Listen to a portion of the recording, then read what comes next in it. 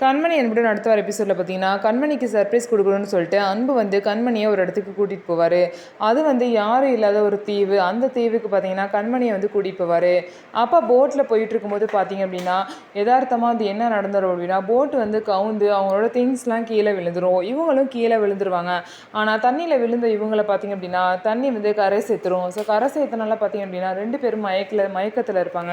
அதுக்கப்புறம் 2 பேருமே முழிச்சிருவாங்க. முழிச்சு ஏன்னா இப்படி ஆயிடுச்சுன்னு சொல்லிட்டு ரொம்பவே ஃபீல் பண்ணிட்டு இருப்பாங்க. அதனால கண்மணிக்கு பசிக்கும் அப்படிங்கிறனால அன்பு வந்து இங்கே ஏதாவது சாப்பிட இருக்கான்னு சொல்லிட்டு தேடி போகிறப்ப அங்கே வந்து இளநீ கிடைக்கும். இந்த இளநீ எப்படி உடைக்கிறது அப்படின்னு சொல்லிட்டு பழங்காலத்தில் யூஸ் பண்ண ஆதி மனிதர்கள் யூஸ் பண்ண பொருள்லாம் அங்கே கிடைக்கும்.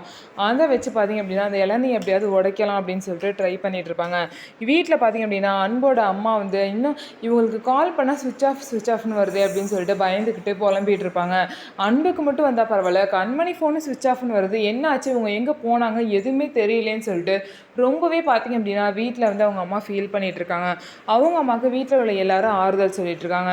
ஸோ அன்பு கண்மணிக்கும் இப்படி ஆனது வீட்டுக்கு தெரிஞ்சால் என்ன நடக்க போகுது அப்படின்னு சொல்லிட்டு வெயிட் பண்ணி பார்க்கலாம். நம்ம வீடியோ உங்களுக்கு பிடிச்சிருந்தா நம்ம வீடியோவை லைக் பண்ணிக்கோங்க, மறக்காமல் நம்மளோட சேனலை சப்ஸ்கிரைப் பண்ணிவிட்டு பாருங்கள்.